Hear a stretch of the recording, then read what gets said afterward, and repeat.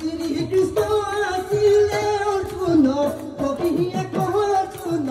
কবিয়ে সুভদ্ৰ আছিলে ভনী